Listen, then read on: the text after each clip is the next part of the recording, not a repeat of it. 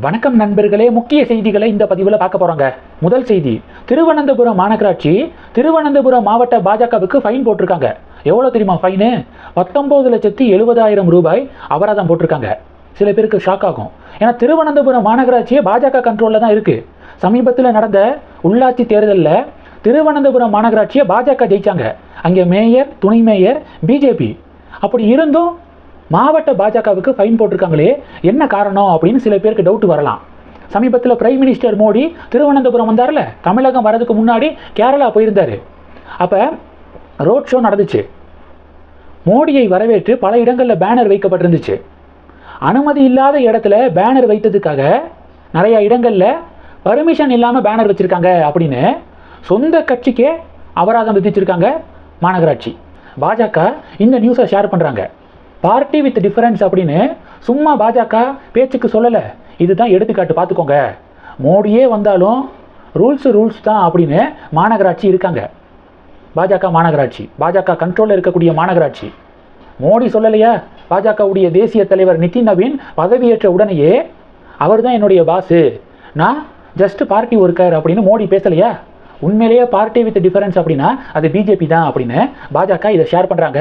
பலர் ஸ்டேட்டஸாகவே வைக்கிறாங்க வாட்ஸ்அப்பில். இது ஒன்று. ரெண்டாவது என்ன பார்க்க போகிறோம்?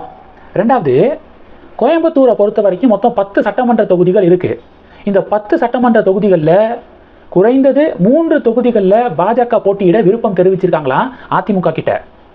பாஜகவுடைய மாநில பொருளாளர் எஸ்ஆர் சேகர் இருக்கார்ல, ஸ்டார்டிங்கிலிருந்தே பிஜேபியில் தான் பயணம் மேற்கொள்கிறாரு.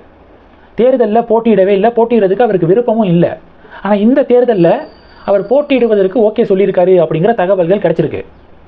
அப்போ கோயம்புத்தூரில் பாஜக கேட்கக்கூடிய 3 தொகுதிகளில் ஒரு தொகுதி எஸ்ஆர் சேகர் போட்டியிடுவதற்கு வாய்ப்பு இருக்குது அப்படிங்கிற தகவல்கள் வருது.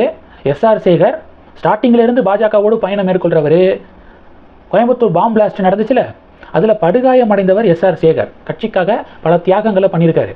அதனால் அவருக்கு சீட்டு ஒதுக்குறதுல தவறே கிடையாது அப்படின்னு பாஜக தொண்டர்கள் பதிவுகள் போடுறாங்க. அப்போ 3ல் 1 எஸ்ஆர் சேகர்னா கோவை தெற்குடைய சட்டமன்ற உறுப்பினராக வானதி சீனிவாசன் அவர்கள் இருக்காங்க. அவங்க கோவை தெற்குலேருந்து கோவை வடக்கு இருக்குல்ல, அதுக்கு மாறலாமா, ஷிஃப்ட் ஆகலாமா அப்படின்னு யோசிச்சுட்டு இருக்காங்களாம். வெயிட் பண்ணி பார்க்கலாம் என்ன ஃபைனல் என்ன முடிவு வருது அப்படிங்கிறது கூடிய விரைவாக தெரியும். பேலன்ஸ் 1ல் அண்ணாமலை போட்டியிட்டால் நல்லாயிருக்கும் அப்படின்னு கட்சி நினைக்கிறாங்களாம். அண்ணாமலையை பொறுத்த வரைக்கும் ஒரு தொகுதியில் போட்டியிட்டால் அந்த ஒரு தொகுதியில் மட்டும்தான் கான்சன்ட்ரேட் பண்ணுற மாதிரி இருக்கும். இதே போட்டியிடாமல் இருந்தால் பாஜக வேட்பாளர்கள் எந்தெந்த தொகுதியிலெல்லாம் போட்டிடுறாங்களோ எல்லா இடத்துக்கும் சுற்றுப்பயணம் மேற்கொள்ள முடியும், அவங்களுக்காக பரப்புரையை தீவிரமாக பண்ண முடியும் அப்படின்னு அண்ணாமலை நினைக்கிறாராம். ஆனால் கட்சி என்ன சொல்கிறாங்கன்னா, நீங்கள் மற்றவங்களுக்கும் கேம்பெயின் பண்ணுங்கள், ஒரு தொகுதியிலையும் போட்டி போடுங்க.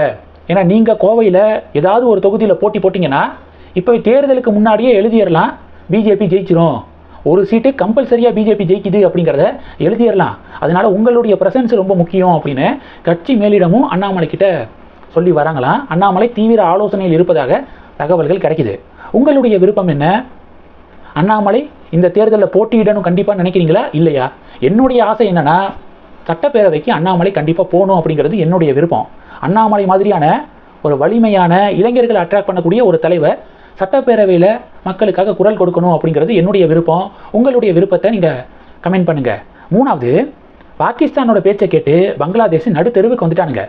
இந்தியாவில் போட்டி நடக்குது, நாங்கள் இந்தியாவிலலாம் வந்து போட்டி போட மாட்டோம், விளையாட மாட்டோம், எங்களுடைய போட்டிகளை நீங்கள் வேறு ஏதாவது நாட்டுக்கு மாற்றுங்க அப்படின்னு சொல்லிட்டு பிரச்சனை பண்ணிட்டு இருந்தானுங்க. ஐசிசி மீட்டிங்கில் பாகிஸ்தான் பங்களாதேஷை ஏற்றி விட்டானுங்க. நாங்கள் பங்களாதேஷுக்கு சப்போர்ட் பண்ணுறோம் அப்படின்னு பாகிஸ்தான் ஏற்றி விட்டானுங்க. அதை வந்து ஆகா பாகிஸ்தான் சப்போர்ட் பண்ணுது அப்படின்னு ரொம்ப வீர வசனமெல்லாம் பேசினானுங்க பங்களாதேஷ். ஆனால் அந்த மீட்டிங்கில் இருந்த 13 மெம்பர்ஸு இந்தியாவுக்கு தான் சப்போர்ட் பண்ணாங்க. ஒன்று, இந்தியாவில் நடக்கக்கூடிய போட்டியில் கலந்துக்கோங்க, இல்லை போட்டியை விட்டு வெளியேறுங்க, உங்களுக்கு பதிலாக ஸ்காட்லாந்தை உள்ளே கொண்டு வந்துக்கிறோம் அப்படின்னு ஐசிசி திட்டவட்டமாக சொல்லிட்டாங்க. இப்போது 24 மணி நேர ஆலோசனைக்கு பிறகு இந்தியாவில் நடக்கக்கூடிய போட்டியை புறக்கணிக்க பங்களாதேஷ் முடிவெடுத்திருக்காங்க. அப்போ ஆட்டோமேட்டிக்காக டோர்னமெண்ட்டை விட்டு வெளியில் போகிறாங்க பங்களாதேஷ். பங்களாதேஷை ஏற்றி விட்ட பாகிஸ்தானு இப்போ T20 போட்டிக்கான அவங்களுடைய ஸ்குவாடை இப்போ அறிவிச்சிருக்காங்க. பங்களாதேஷ் வெளியே போயிட்டு, அடப்பாவி என்னையை ஏற்றி விட்டுட்டு என் கூட நீனும் வந்துடுவ, பைக்காட் பண்ணுவ அப்படின்னு நினச்சேன், ஆனால் என்னையை விரட்டி விட்டுட்டு நீ இந்தியாவில் போய் விளையாட போறியடா அப்படின்னு சொல்லிட்டு பங்களாதேஷ் புலம்பிக்கு இருக்கானுங்க. இந்த செய்திகள் எல்லாத்தையும் பற்றி உங்களுடைய பார்வைகளை மறக்காமல் கமெண்ட் பண்ணுங்கள். தொடர்ந்து கனெக்டில் இருங்க. அடுத்தடுத்து நிறையா பதிவுகளை பார்க்க போகிறோம். நன்றி, ஜெய் ஹிந்த்.